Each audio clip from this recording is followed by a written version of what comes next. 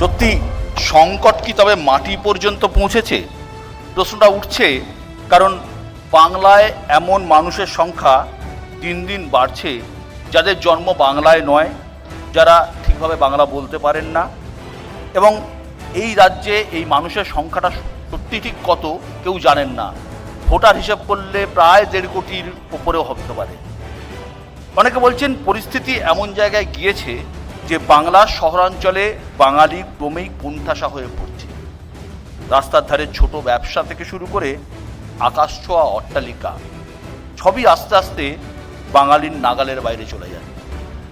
সত্যি মিথ্যে তর্কের বিষয়, তাই আলোচনা হওয়াটা অত্যন্ত জরুরি এবং প্রাসঙ্গিক। আমাদের আজকের মোশন খইছে দাপট বঙ্গভাষী নিজ ভূমে পরবাসী।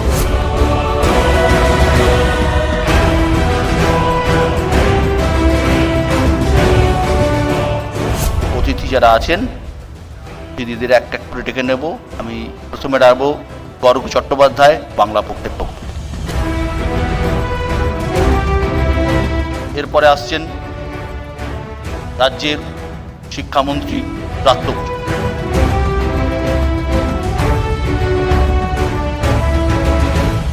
এরপর ডাকবো বিশিষ্ট অভিনেতা রাহুল অরুণরায় বন্দ্যোপাধ্যায়। রাহুল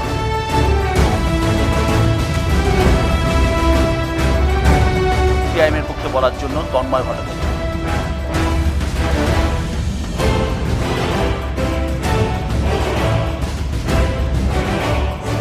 পর বিশিষ্ট সাহিত্যিক বিনায়ক বন্দ্যোপাধ্যায়।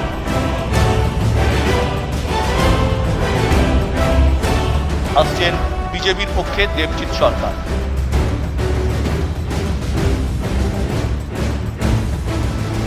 এরপর বিশিষ্ট কবি এবং সাহিত্যিক সুবোধ সরকার।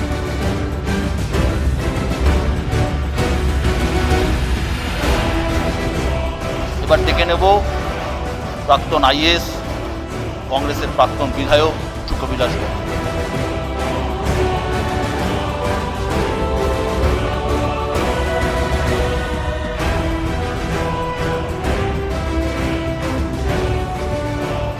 এরপর বিশিষ্ট রাজনৈতিক বিশ্লেষক অধ্যাপক শিবাজী প্রদীপ বসু।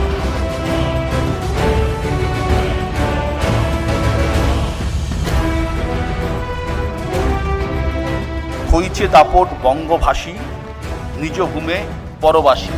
আমাদের যারা বক্তা আছেন প্রত্যেককে 3 মিনিট করে বলার সুযোগ থাকছে। প্রথমে এই প্রথম পর্বে 3 মিনিট করে তারা আপনারা বলবেন, নিজের নিজের মতামত বলবেন।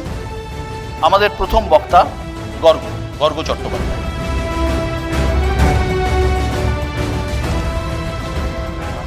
নমস্কার। পশ্চিমবঙ্গ কি? প্রথমত পশ্চিমবঙ্গ বাংলা ভাষার ভিত্তিতে তৈরি ভারতের একটি রাজ্য। দ্বিতীয়ত পশ্চিমবঙ্গ হলো বাংলার সেই অংশ যেখানে আমরা জানি চিরকাল হিন্দু বাঙালি সংখ্যাগরিষ্ঠতা থাকবে। তৃতীয়ত পশ্চিমবঙ্গ হলো সভ্য বাংলা, অর্থাৎ এখানে হিন্দু বাঙালি এবং মুসলমান বাঙালির সমানাধিকার থাকবে। এই বাংলায় কিন্তু ডেমোগ্রাফি ইজ ডেস্টিনি, বাংলা কেন না সারা পৃথিবীতে। এবং ক্ষমতা দুটো জিনিসের গুণিতক, সংখ্যা এবং পুঁজি। বাঙালির এই বাংলায় তাহলে সংখ্যা কার হাতে? ক্রমবর্ধমান হিন্দুস্তানিদের হাতে, হিন্দি উর্দু যাদের ভাষা। পুঁজি কাদের হাতে? মূলত একটা কথা বলা হয় রাজস্থানের সবচেয়ে বড়লোক শহরের নাম কলকাতা, আশা করি বুঝতে পারছেন। এই পুঁজির এই বেহাত হওয়ার গল্প কিন্তু সেই দিল্লির রাজা আকবরের সময় থেকে, তারা যখন বাংলাকে আক্রমণ করলো, তার দোসর হয়ে ঢুকেছিল জগৎ শেঠের পূর্বপুরুষরা। তারপরে সিরাজ, তারপরে ক্লাইভ, তারপরে 1943 যখন বড়বাজারিয়া, বাটপাড়িয়া, গাঁটকাটিয়া তারা 60 লাখ বাঙালিকে কালোবাজারি এবং মজুদদারি করে খুন করে, এবং তারপরে তাদের নাতিপুতিরা আজকেও। আর সংখ্যার লোক সেই পলাশির সময় থেকে বাংলায় কিন্তু বাংলাকে ধ্বংস করার লোক খুঁজে পাওয়া যায়নি, বিহার থেকে আনতে হয়েছিল। ট্রাইবের সেনা তারাই ছিল। বাংলা একটি নেট ইন মাইগ্রেশন রাজ্য, এখান থেকে অনেক লোক বাইরে কাজ করতে যান, কিন্তু তার থেকে বেশি লোক এখানে ঢোকে কাজের জন্যই। অর্থাৎ বাংলায় কাজ আছে কিন্তু বাঙালির কাজ নেই। বাংলার এই যে এত লোক বাইরে যায় আর বাংলায় এত লোক ঢোকে, এখানে গয়া থেকে যার পরিবার আগত সেই ববি হাকিম কলকাতার মেয়র হন, বিহার থেকে আগত জিতেন তেওয়ারি আসানসোলের মেয়র হন, শিলিগুড়ির মেয়র হয়ে ওঠেন অশোক ভট্টাচার্য ওরফে আগরওয়াল। কিন্তু এত বাঙালি বাইরে যাওয়াতে আহমেদাবাদ, হায়দ্রাবাদ, ব্যাঙ্গালোর কোথাও একটা কাউন্সিলরও কিন্তু বাঙালি পাওয়া যায় না। অর্থাৎ সেখানে শাসন হয়, এখানে বহু দশক ধরে তোষণ চলছে। একই সঙ্গে দেখতে হবে যে বাংলায় নারী প্রতি শিশুর জন্মহার 1.6, হিন্দু বাঙালির 1.4, মুসলমান বাঙালির 2.1। হিন্দু বাঙালির সংখ্যা যে এরকমভাবে এই জায়গায় রয়েছে নিশ্চয়ই মুসলমান বাঙালির জন্য নয়, কিন্তু পার্শ্ববর্তী রাজ্য যার সঙ্গে আমাদের কোনো সীমান্ত নেই, তাদের নারী প্রতি শিশুর জন্মহার 3, আমাদের ডবল। এবং একটা নীতি আছে, হাম দো হামারা দো বাকি বঙ্গাল ভেজ দো।